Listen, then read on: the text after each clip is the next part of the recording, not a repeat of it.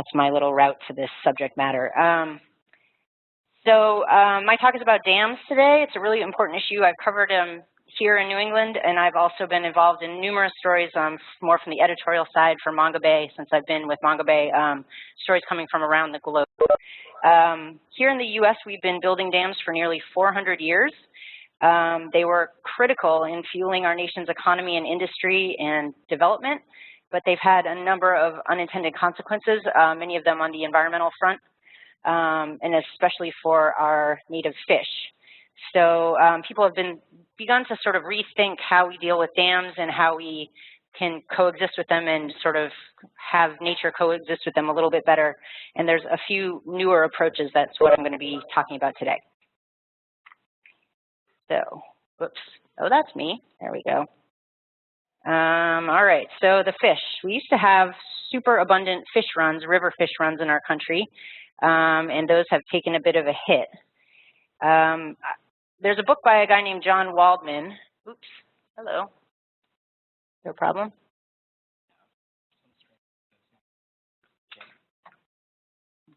Sorry. Well, you can look at that guy. There's a book by a guy named John Waldman. I think he's a professor of ecological science of some sort, and he wrote a book called Running Silver, which really talks about the history of our native fish runs here in the northeast of the United States. And he starts with a few accounts of fish runs in colonial days between 1607 and the early 1800s. So when a lot of these people came from abroad, you know, they were coming from Europe and arriving here, and they were accustomed to, you know, Europeans had already kind of nailed their fish runs a little bit. So they were coming here and they were just shocked at how many fish we had in our rivers. So I just had a couple quotes I wanted to read. These are from early colonists. One said, "We had more sturgeon than could be devoured by dog or man." Another said, "When they spawn, all streams and waters are completely filled with them, and one might believe when he sees such terrible amounts of them that there was as great a supply of herring as there was of water. In a word, it is unbelievable, indeed indescribable, and also incomprehensible what quantity is found there. One must behold it oneself." And then another one said, "In the spring of the year, herrings come up in such abundance into their brooks and fords to spawn that it is almost impossible to ride through without treading on them." So I wanted to sort of quickly introduce you to some of our native fish in case you're not familiar with them. Many of them are anadromous fish. They spawn upriver and they live their lives at sea, and when they get ready to spawn, they have to make journeys upriver, sometimes tens of miles, sometimes hundreds, even thousands of miles in order to reproduce. These fish are super important. For one reason, we really like to eat them. But we also like to eat fish that eat them, like cod and striped bass and haddock and tuna. They all feed on some of these anadromous fish themselves. And then, of course, lots of other animals in the ecosystem as a whole, you know, really depend on a lot of these fish as well. So this is an Atlantic salmon, really good eating. It's a big fish. Here we have an American shad. That's a forage fish, really important feed for larger fish and animals. Here are, this is an alewife. They and blueback herrings are collectively known as river herrings. They're both very important forage fish that run in our rivers. Rainbow smelt, little guy, 6 to 8 inches long, same story. Oops, sorry. Getting off course here. Oh, and here's a sea lamprey. This is an interesting creature if you don't know about it. That's its mouth. And it's basically a parasitic fish. It has sort of this rasping, sucking disc that it attaches onto other fish and sucks their juices out of them. That's how it makes its living. Here's a striped bass. Here's a sturgeon. These can get to be 14 feet long, 800 pounds. That's a lot of food. That's the one that was too plentiful to be devoured by dog or man in the past. There's also a short-nosed sturgeon as well. These guys can live 60 years at least. And then there's the American eel. These guys are sort of the opposite. They're really interesting animals. They are actually born at sea, and then they make their way upriver and spend their adult years maturing, or they spend years actually maturing, as many as 30 years maturing in the upper reaches of freshwater systems. Some of them travel thousands of miles before they, you know, find their place that they're going to mature and spend their adult years, and then eventually make their way back to sea to migrate, to spawn. Here's baby eels coming upriver. These are trying to make their way at the base of the Conowingo Dam in Maryland. At this stage, they're called elvers when they have a little bit of color like that. They're just making their way from sea. They have this amazing ability. They're, really slimy, so they can kind of like work their way over obstacles in some cases. And then I wanted to also give you a view of what our native waterways look like. This is a pretty remarkable map that was developed by a programmer, I think, based on U.S. Geological Survey data. And this is basically like all the rivers in the U.S. And water bodies. Here's a close-up of Mississippi. And I like to think of rivers and streams as basically kind of analogous to our capillary system in our bodies and our blood vessel system. Rivers and streams, they deliver water the way, our blood vessels deliver blood through our body. They move nutrients and sediments and life forms and all the things that our ecosystems need to where they need it, keeping the whole organism alive, just the way our blood systems do. So, oops, oh, that's weird. Anyway, so I'm going to talk very quickly about the history of dam building here in the U.S.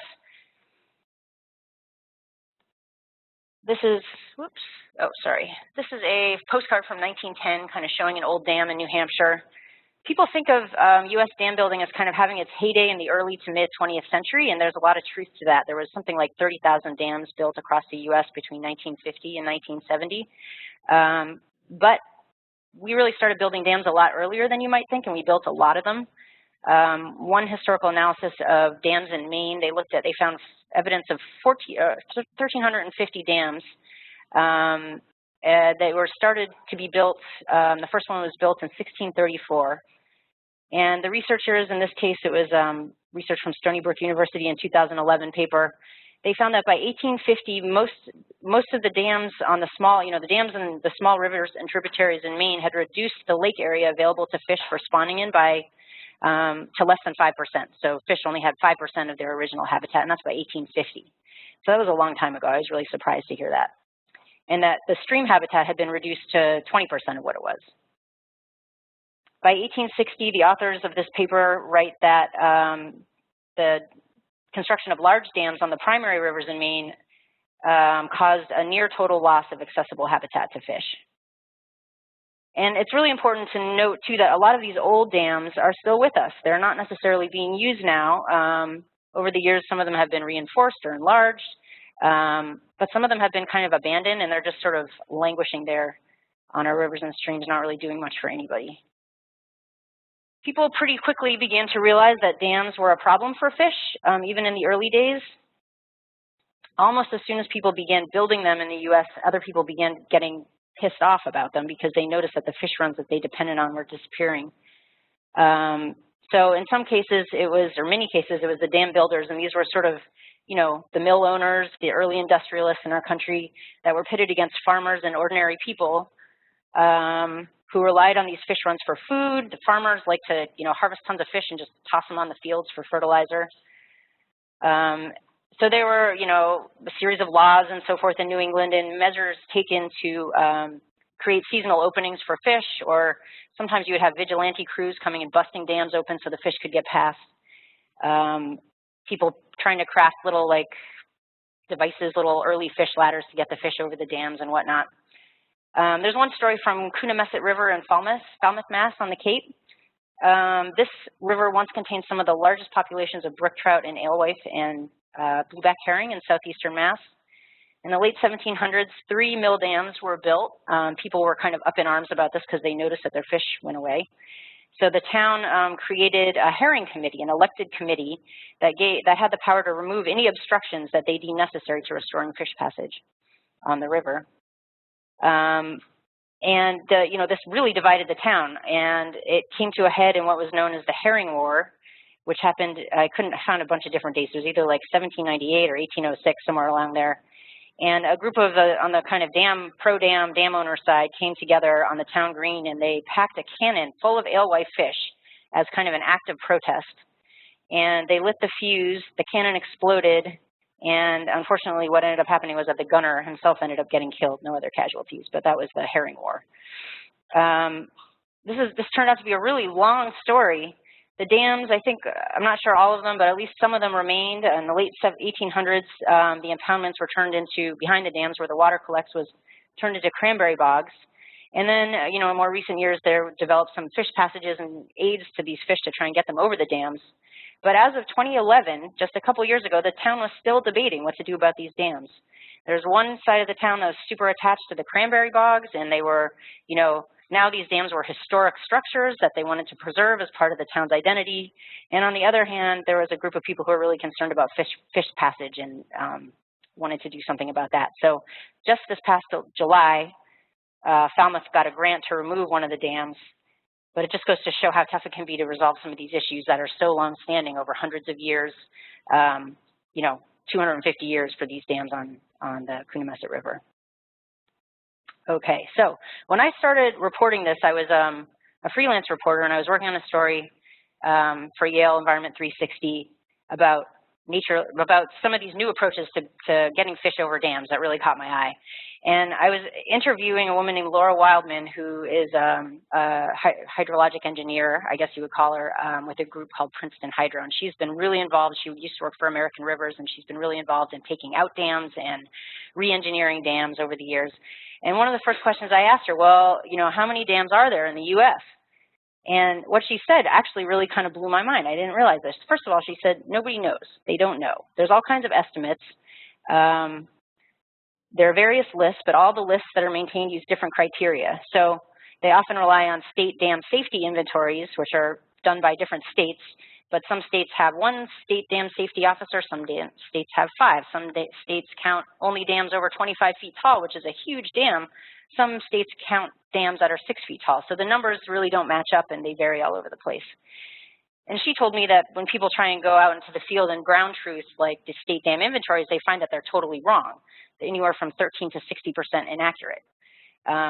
So anyway, here we have, I think this map is from the National Inventory of Dams, and their official number is 87,000 dams across the U.S.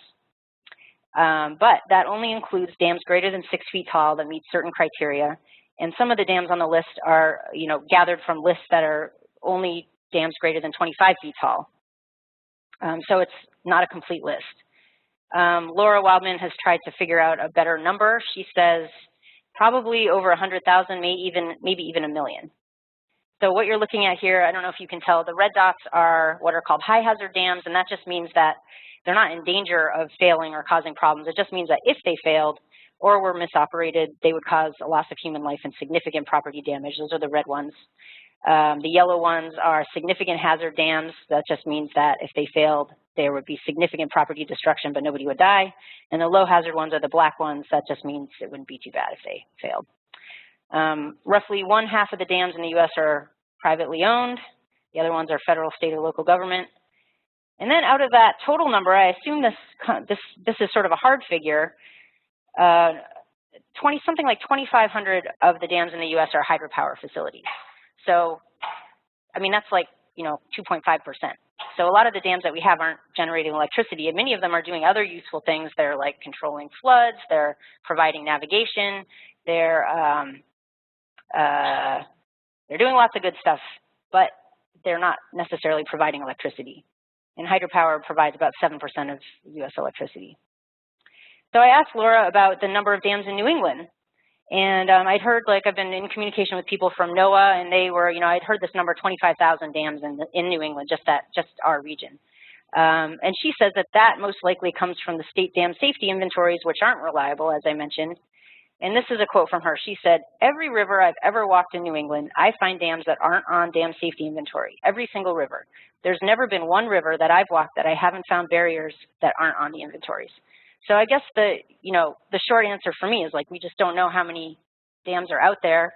Some of them are really little, but there's still a problem for fish and nutrient transport and all that stuff. So that kind of blew my mind a little bit. And then the other thing to note is that we're still, in the U.S., we're still building dams, actually. There's, according to the Department of Energy, there's 331 projects in the works. Most of them have to do with enabling dams that don't generate power right now to generate power. So obviously, if you are, a little fish and you come across something like this, trying to get upriver to breed, that's going to be a little bit of a problem. But also, you know, this is a much smaller dam. That was the Hoover Dam I just showed you. This is a little dam in Rehoboth.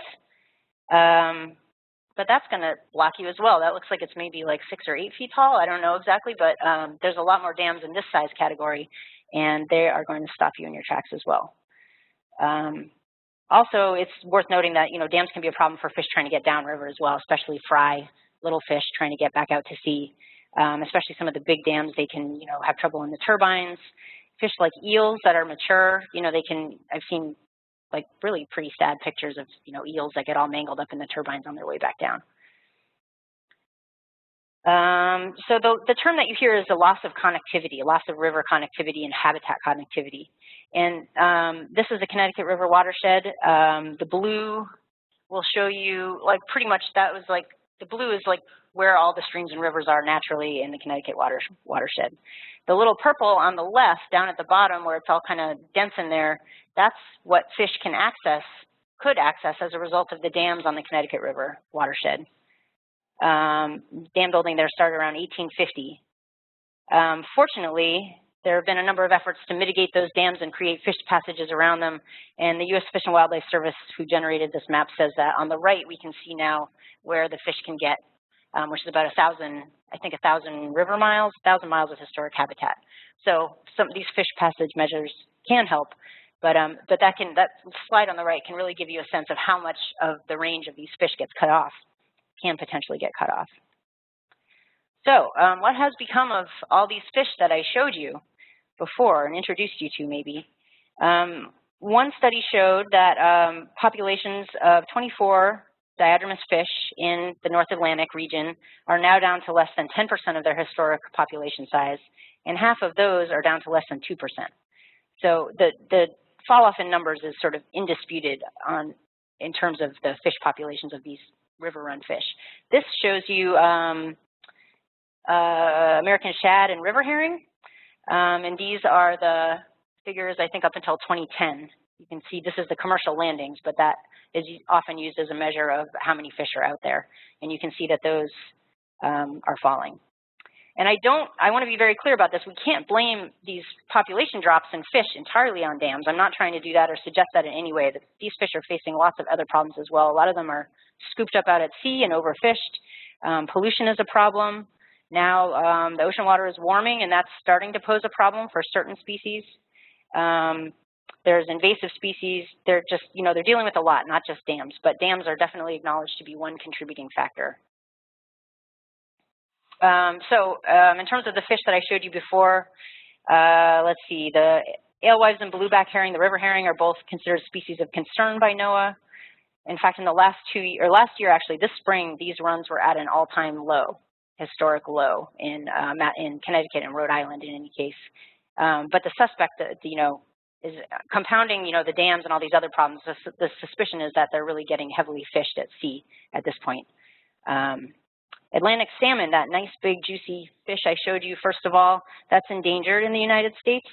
Used to range from the Arctic Circle all the way down to the Connecticut River watershed, possibly even the Delaware River watershed.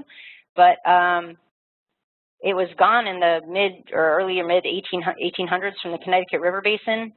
People began trying to restore them as early as 1860 to the Connecticut River.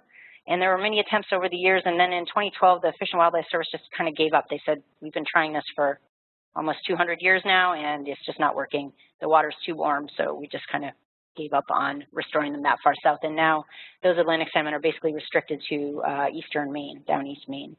The sturgeon, those great big ancient fish, there's 4 populations listed as endangered. 1 is threatened by NOAA.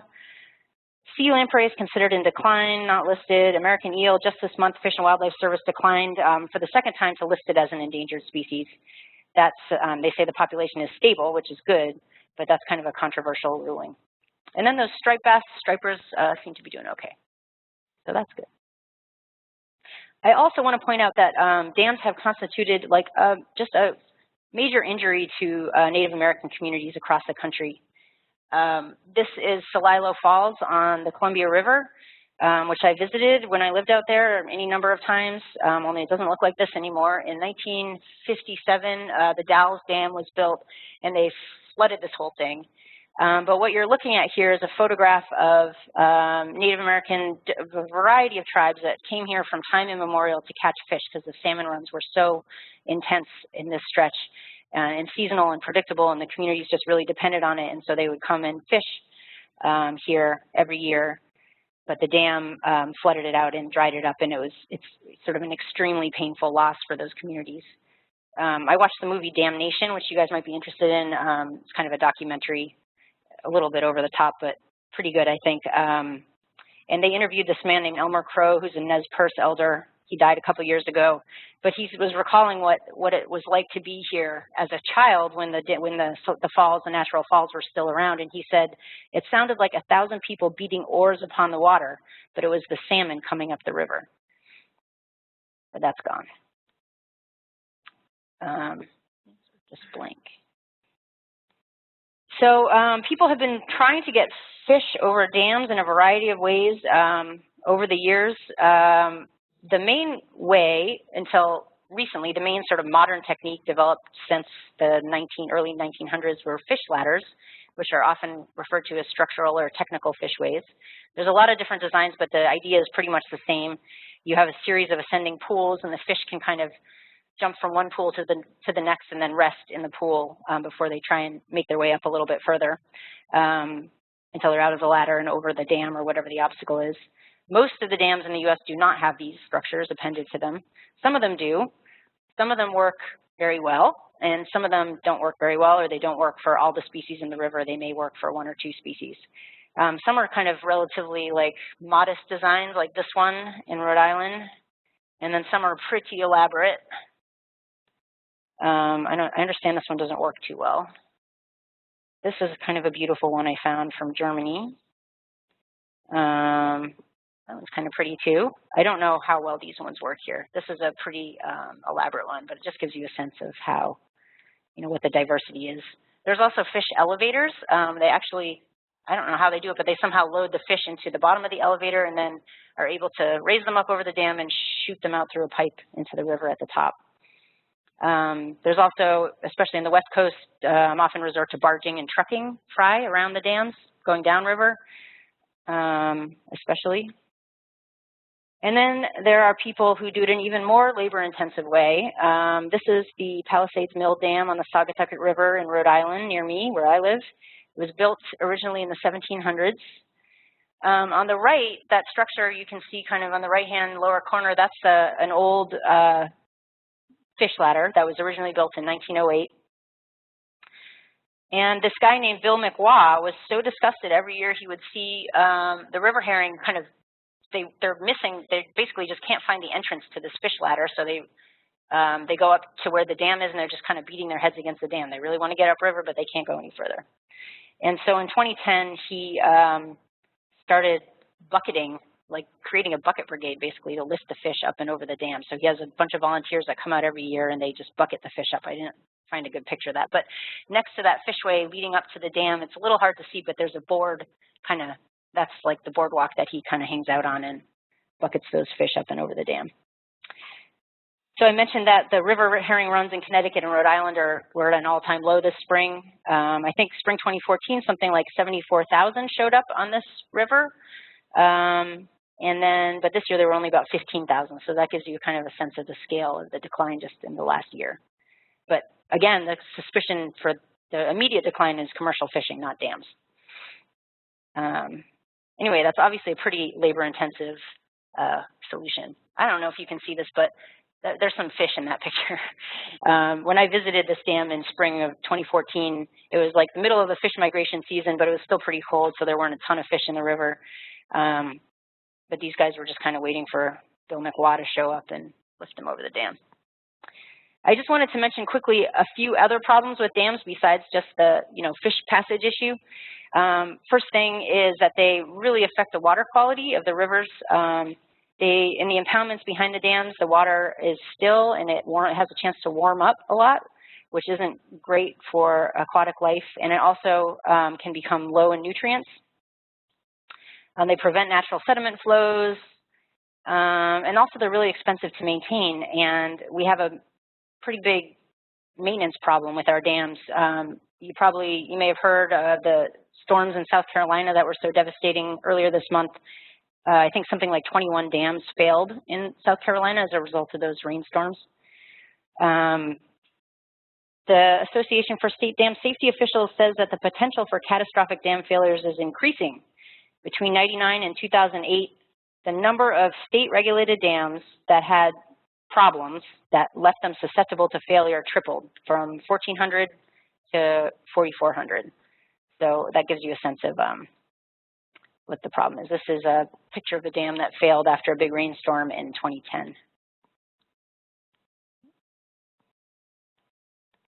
So people are beginning to rethink this and how we deal with these structures.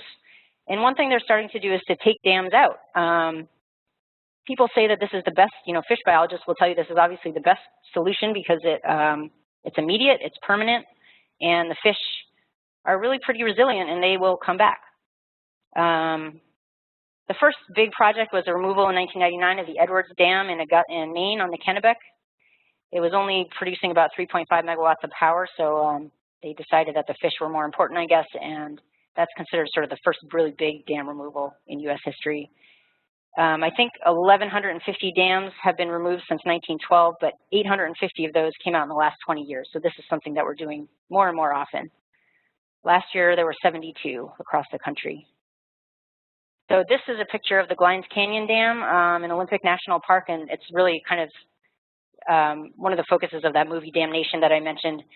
But the biggest project to date in the U.S. has been the removal of 2 dams on the Elwha River in Olympic National Park, which is really super beautiful park in Washington State. This dam was built in 1927. The other dam, the Elwha Dam, was built in 1914, and they were illegally, apparently, not fitted with fish ladders or any sort of way to get the fish past. So they were a complete blockade to fish. I mean, that's a big dam. You can't get over there if you're a fish. The fish runs a lot of, mostly salmon, I understand it, were something like 400,000 fish on this river. And after the dams came in, it went down to about 4,000 fish. So these dams, 2 dams came out in 2014. It cost $325 million to remove them. And, but they did it. And the amazing thing is that there were still salmon in those rivers, even after 100 years of them being dammed up. And I don't have numbers, but apparently the fish are starting to come back now that the dams are gone and the natural river flow is there. There's also a case of 2008 in Maine, in Winslow, Maine, the Fort Halifax Dam was removed. And this is on the Sebasticook River, or maybe it's on a tributary, I'm not quite sure, but there was like a non-existent river herring run while the dam was in there. And now there's almost 3 million every year going back and forth on that river. So the fish will come back if you get the dam out of the way. This is the Glines Canyon Dam I just showed you on its way out, getting in the middle of the destruction. But dams can't always come out. There's often a lot of resistance to it, and there's also a lot of good reasons to keep some dams in that are functional. There's also financial considerations. Even if people are willing to give up the dam, sometimes there's like roads built on top of the dam. Sometimes you're dealing with serious contaminated sediment that's built up in the reservoir behind the dams. That is expensive to figure out what to do with, and you don't want to put that back in the environment. Sometimes, the dams create a lake, and the lake, people want to build their houses on the lake, so they build these really fancy houses, and all of a sudden you take the lake away and you don't have any more lakefront property. So you're talking about hundreds of houses that go from being worth $500,000 to $100,000. So there's a lot of resistance to that kind of thing. Sometimes people are just in a community sentimentally attached to the pond or whatever that's there. They say, I met my wife there, or I'd like to go paddling around here. The kids grew up in the pond. They just want to keep it. Or there's a regard for the historic significance, especially around here. We run into that a lot. People want to keep these old dams because they're old, basically. And so I interviewed this guy and spent a day actually traveling around with this guy named Jim Turek, who's a fisheries biologist at NOAA, and he's been really involved in dam kind of remediation and replacement projects to improve fish runs in New England, mostly Massachusetts and Rhode Island. And he's been to a zillion of these public meetings and heard what people have to say as they're debating what to do about these dams. And he told me he's heard like every reason you can think of not to take out the dam. But what he said was the biggest thing with dam removal is that people just don't like change. They just, they don't want to change. Let's see here.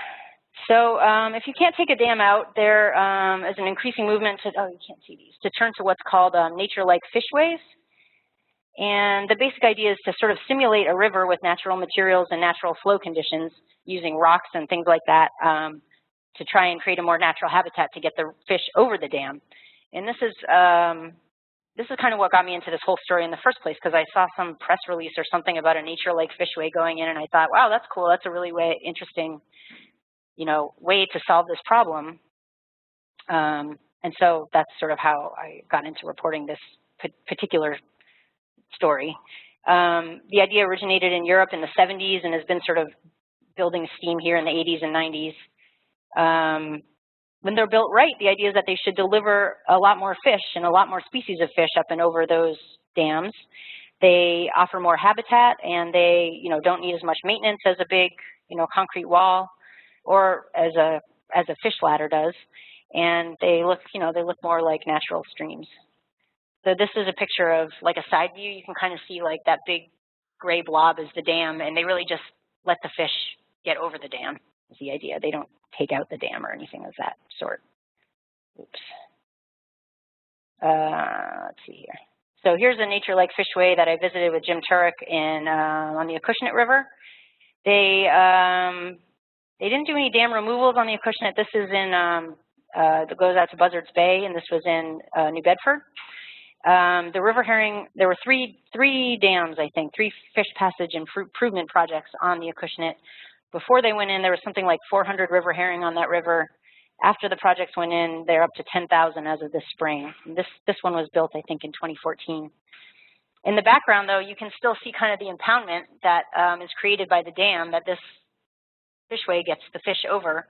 And, I asked the woman who was leading the project, like, why didn't they take the dam out? And she said, well, there's a guy who has a cranberry bog back there, and he, wanted to keep the dam in to, water the cranberry bogs.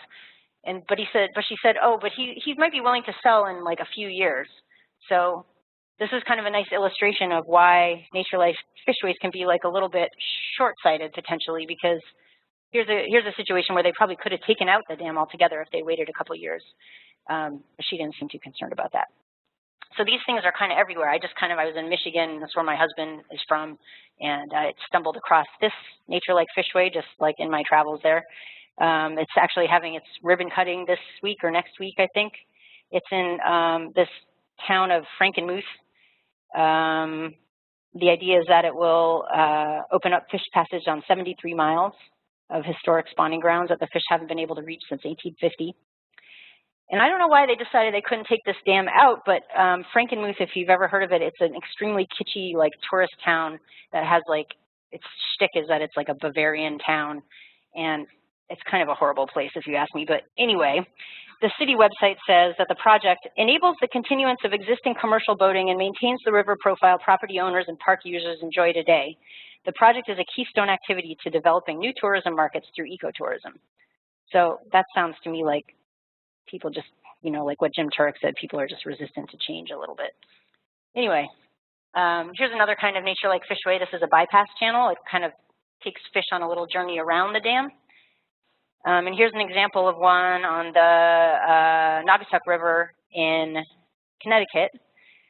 Remember I mentioned Celilo Falls on the Columbia River? This is like an East Coast version, this situation here where this dam was put in. Right below where the dam went in, there was a falls that was a fishing spot, a really important fishing spot for tribes all over the region that used to come together and fish peaceably and communally. But the first mill dam went in the 1700s, and then eventually this road, that's Route 8, got built right on top of the dam. The pilings are like kind of built into the dam. And Laura Wildman, who I mentioned earlier, was a project engineer on a team that started trying to figure out what to do about this dam as early as the 1990s, late 1990s, because it was a big problem for fish. And she told me they could have taken it out, and they all really wanted to take it out, but that road was on the top of it. So, they would have had to move the road, which means designing a whole new bridge, which costs $1 gazillion, and it just like became not something they could do. So they ended up with this bypass channel that opened last year, and you can kind of see it going on the right-hand side of that photo. And apparently it's working, so that's good. But there's that's a good example. That project took 15 or 20 years to kind of come to fruition, trying to figure out how to get the fish around the dam. So sometimes these remediation efforts are like, they're really long-term. They require a lot of different agencies and people. and they're just big projects. I also want to point out that these nature-like fishways are sort of not a panacea, which I was surprised to hear. You know, I started reporting this stuff and I was really attracted to them, and I thought, hey, that's a great idea. It's like a more natural approach to fish passage in these fish ladders. But the more I talk to people, the more I realize that, you know, the river remains blocked. They can suffer from design flaws that are similar to the fish ladders. You know, the fish can't necessarily find where the opening to that bypass channel is.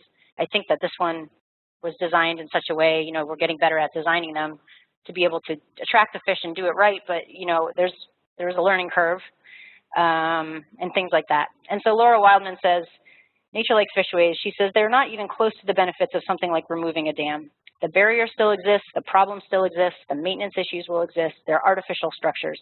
They're still a temporary fix.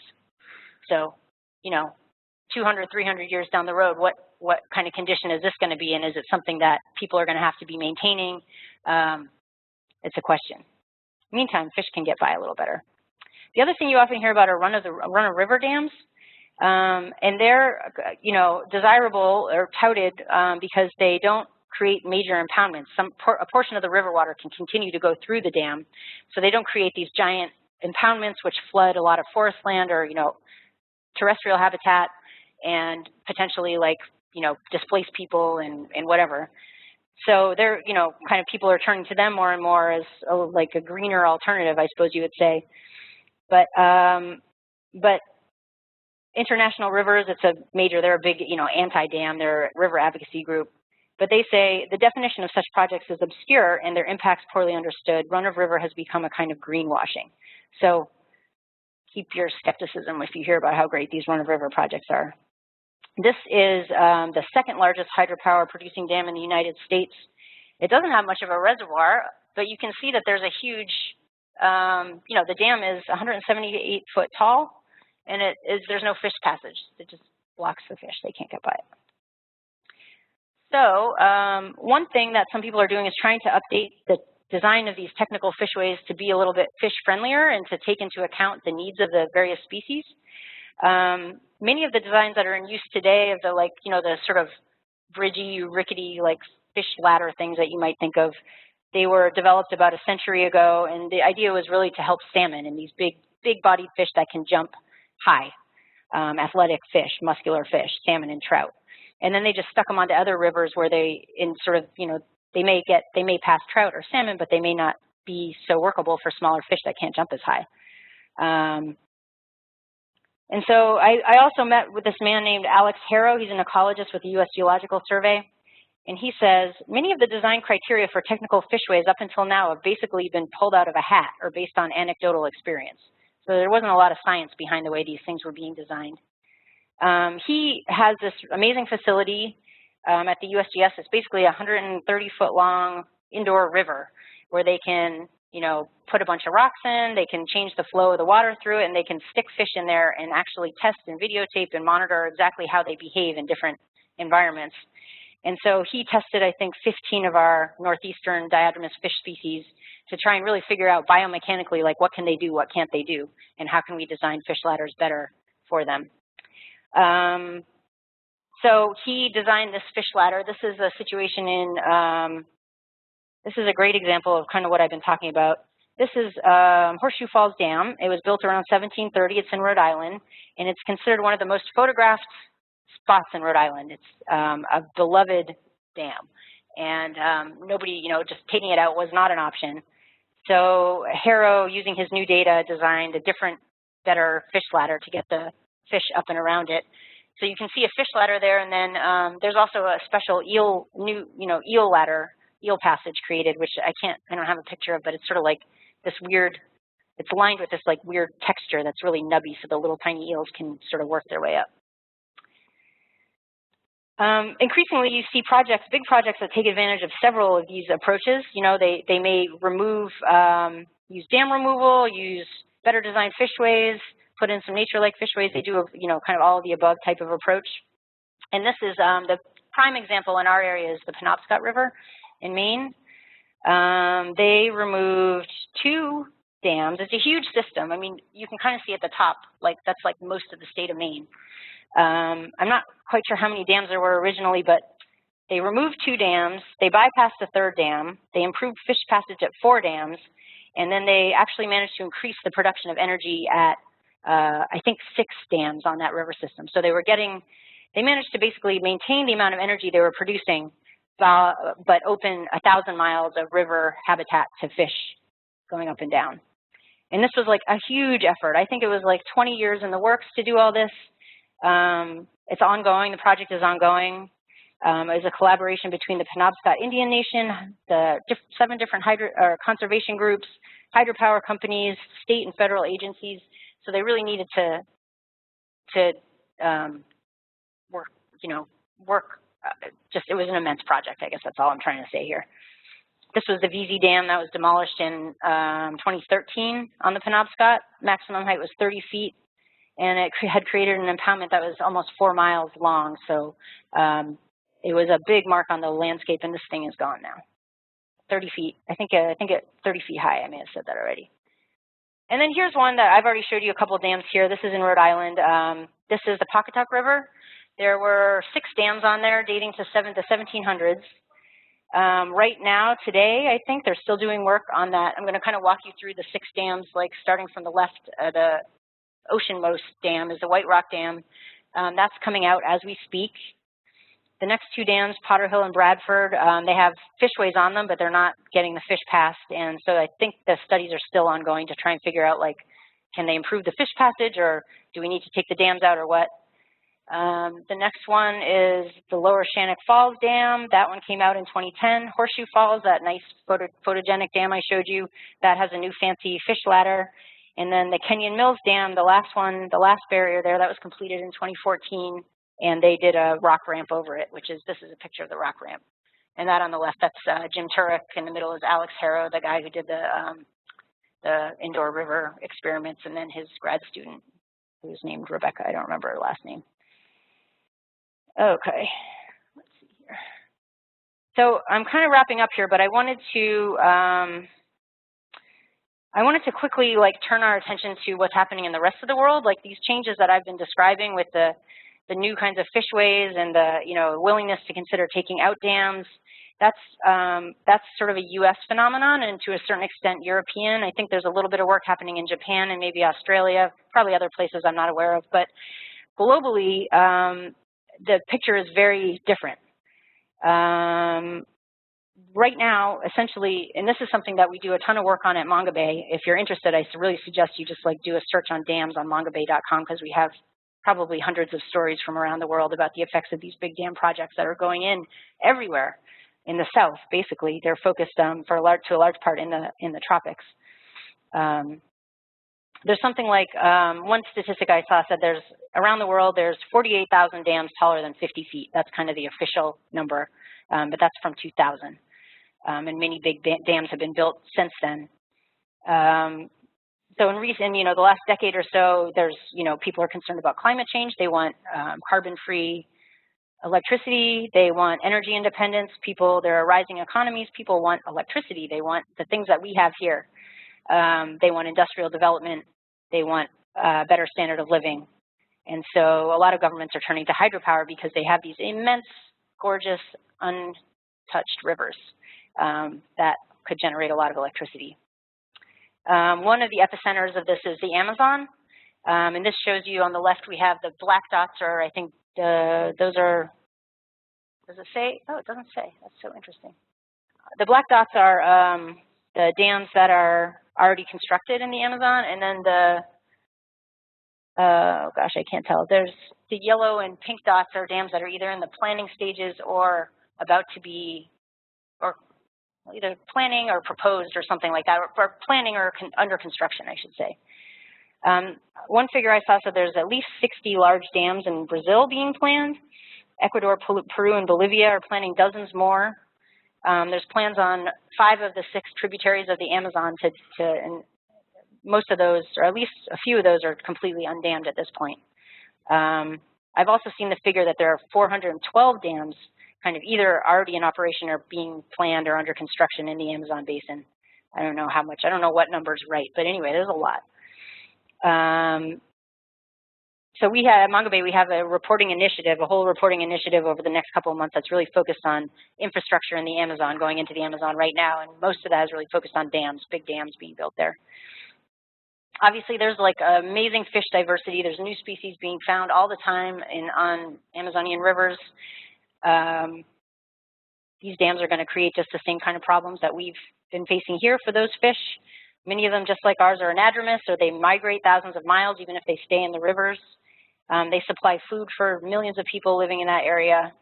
And there's also, you know, a ton of really interesting wildlife that depends on these rivers as well. There's something called the pink river dolphin that lives in some of these basins. I can't remember what country it's in. I think it's on the Madeira River, which I think is one of the tributaries of the Amazon and the Orinoco Basin. And it's like a dolphin that lives in the river. And, you know, when the river floods, it like swims out into the flooded forest areas to hunt and forage. And just like a really interesting species that's going to have some trouble if the rivers are radically changed. Okay. So one of the largest, the most contentious is called the Belo Monte Dam, which you may have heard of. It's been in the news a lot. It's on the Xingu River in Brazil. It's been completed, I think. It's going to be the world's third largest dam, 11,000 megawatts of power it would be generating. It's hugely contentious. The land that it would flood is likely going to displace something like 20,000 people. A lot of indigenous groups who have been living in the forests and riverbank communities, they call them ribereños, that live along the river and depend, they're fishing communities basically. The Brazilian government is supposed to go through a process to ensure that these groups have given their free, prior, and informed consent when big projects that will affect their ancestral lands go through. But many of these indigenous communities and river groups are, you know, fiercely opposed to these dams going in, and the Xingu in particular has been like a real flashpoint. In September, they were supposed to start flooding the reservoir, but the Brazil's environmental agency just decided not to issue an operating license until the company or the consortium that's building the dam completes something like a dozen. It violated about a dozen items in its agreement with these communities that would be affected, like a dozen sort of projects that it was supposed to complete that it hadn't completed to kind of compensate people or mitigate the effect on the environment. And then earlier this year, I would point out too that the federal prosecutors in Brazil found that the consortium had violated 55 obligations to these displaced people who'd be displaced. So there's, you know, there's a lot of human rights issues that are wrapped up in some of these big dams as well, especially the ones that we see going in now. The Xingu is a tributary of the Amazon, I think, and there's 43 dams planned for it to provide electricity and also to provide transportation to the agricultural areas in the interior.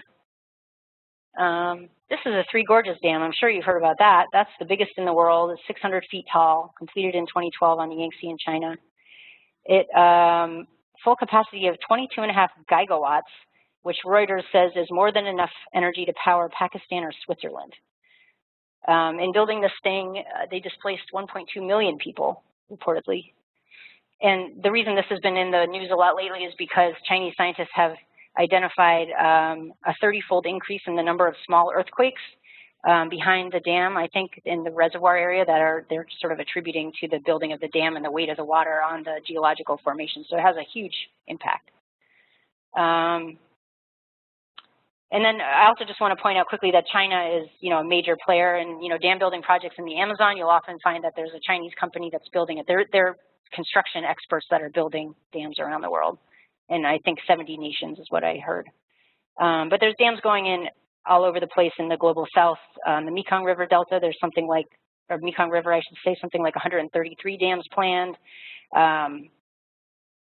Southeast Asia, all over the place, the Congo River Basin in Africa, India, Nepal, Bhutan, and the Himalayas, and other places around the world. So this slide, you can't see it all. Oh, and this one you won't be able to see either. Oh, well. There's one other thing that I wanted to mention about some of these dams, and I know I've been kind of bashing them pretty heavily here, but one thing that I wanted to mention that is, you know, obviously a lot of the interest in dam building has to do with getting greenhouse gas-free electricity. And in the south, where a lot of these dams are being built, there's a big question about whether that's really one of the benefits that dams provide. There have been some research that indicates that the amount of methane that gets released behind the impoundments behind the dams is really high. Of course, methane is a much more potent greenhouse gas than carbon, than CO2. But what happens is that the dams, create these impoundments and they flood forested area, and a lot of the vegetation that ends up rotting in the dam impoundment then releases methane as part of the process of it breaking down.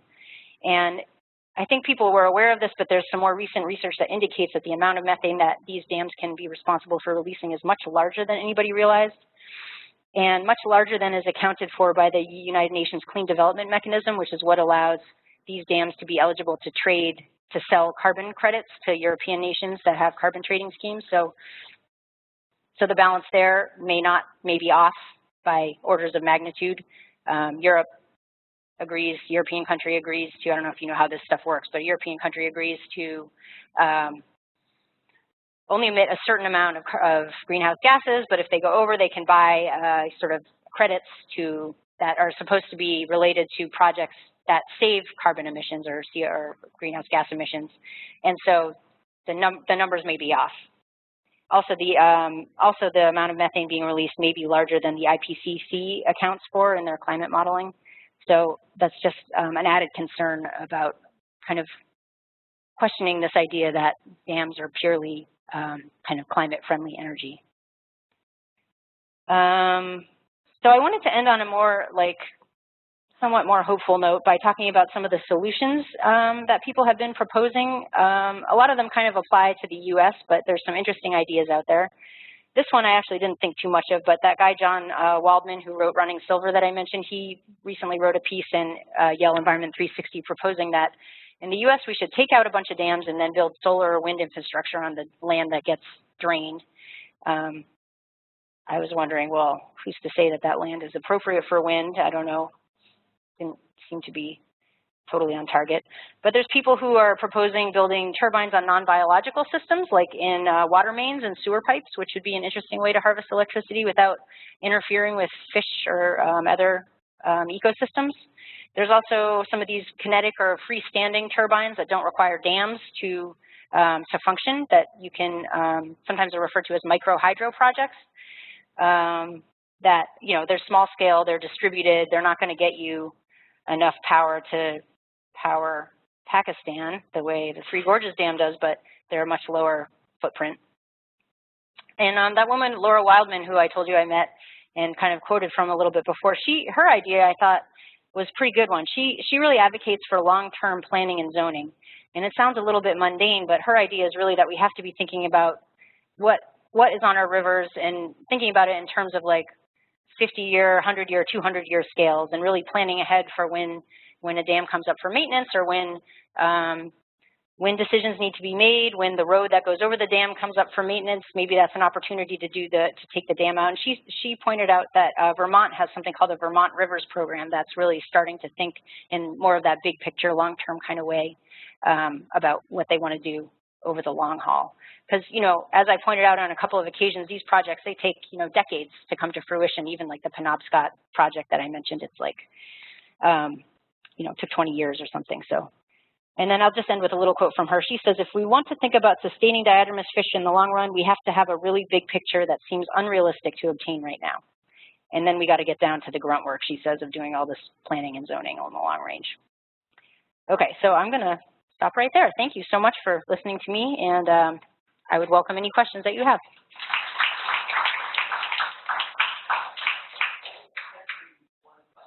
Oh, sorry.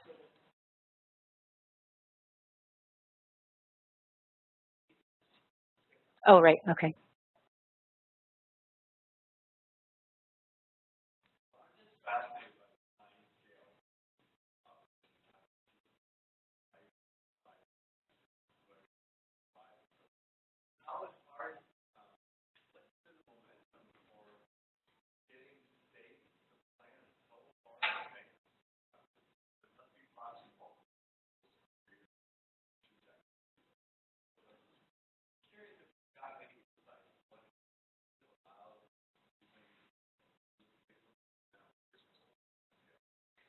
So the question, just to repeat it, is, you know, the time frame on a lot of these is long and probably crosses many people's career trajectories, and sort of how do we operate on those time scales when most of us are thinking about next week or 5 years in advance? Is that about right? Okay. So yeah, that's exactly what I heard from a lot of people I talked to. This guy, Jim Turek, had been, I think he had been away for a while. I think he's from Rhode Island. He moved back to Rhode Island 15 years ago, and he said, I really want to get those 6 dams off the Pocket Upriver. And so he's been plugging away at it for 15 years, and slowly it's kind of coming to fruition. But as far as I know, Vermont, that's the only one I've heard of, has really started, you know, creating a long-term plan. So it is a big deal, and so many of these projects just take like decades to come together. So I think it's a question for us all, like, how do we do that? I don't have a really great answer, but I think people involved in this are certainly asking that question.